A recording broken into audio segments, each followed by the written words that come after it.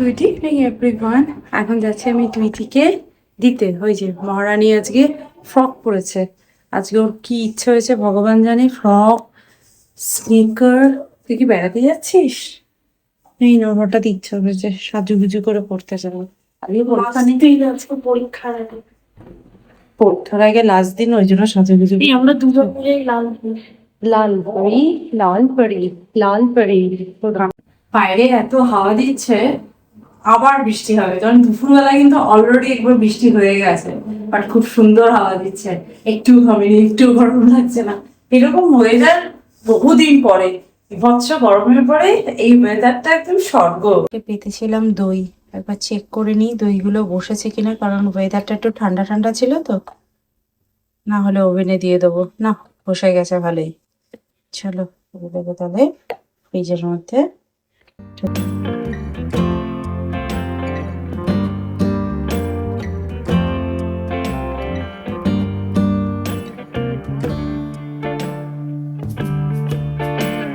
দেখতে দেখতে টুইটিকে আনতে যাওয়ার সময় হয়ে গেছে।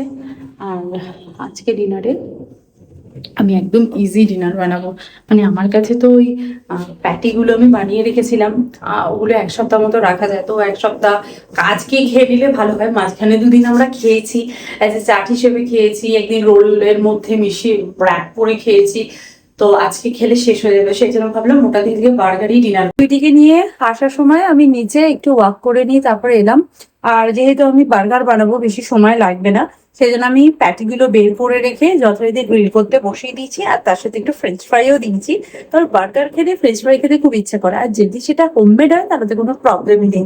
তো সেই জন্য আমি সেগুলো করতে বসিয়ে দিয়েছি। আর এখানে চলো ভেজিটেবল গুলো কাট করি আর বার্গারের জিনিসগুলোকে অ্যারেঞ্জ করে ফেলি।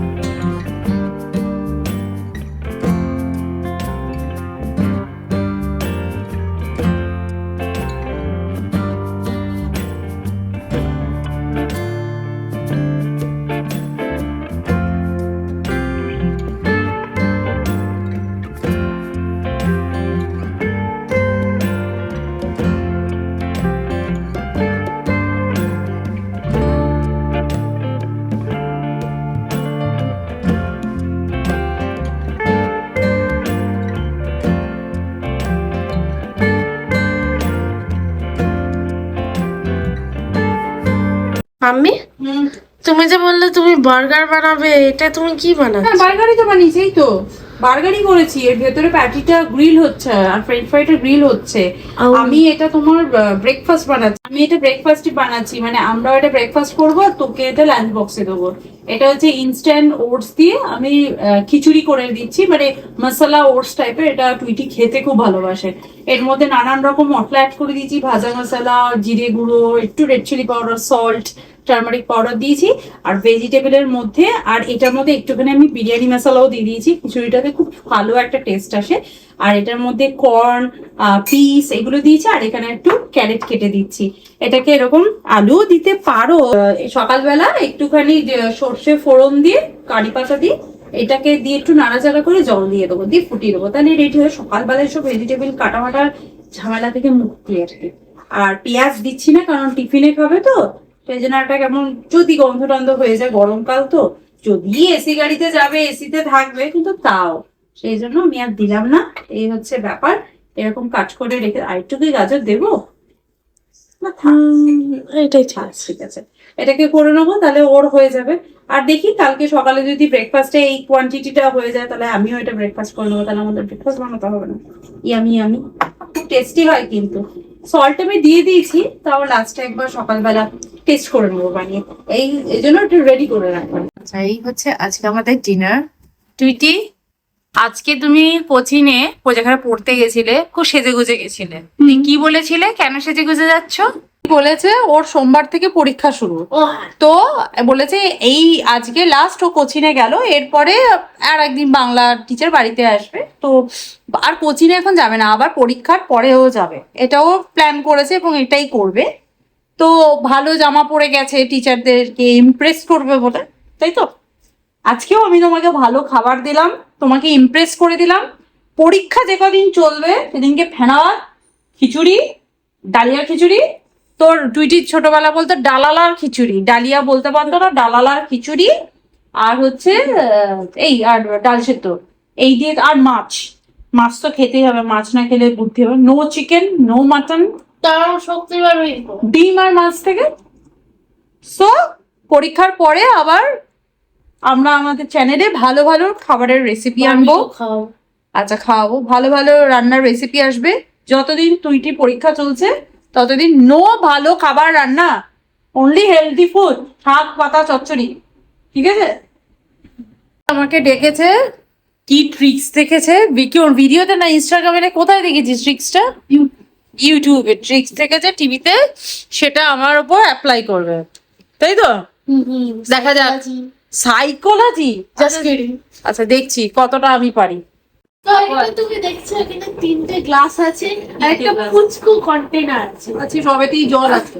সবেতেই জল আছে। ওকে, আমি এই যে 3টে গ্লাস আছে, তোমাকে এই জলটা শেষ করতে হবে আমার গ্লাসটা শেষ হওয়ার আগে।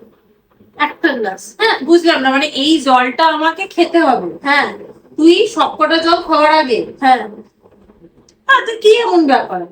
না, কিন্তু একটা ক্যাচ আছে, সেটা হচ্ছে তুমি অন্য অপোনেন্টের গ্লাস ধরতে পারবে, এই গ্লাসগুলোকে টাচ করতে পারবো না, নিজেরটাই আমি এরকম ধরে জলটা খেতে হবে।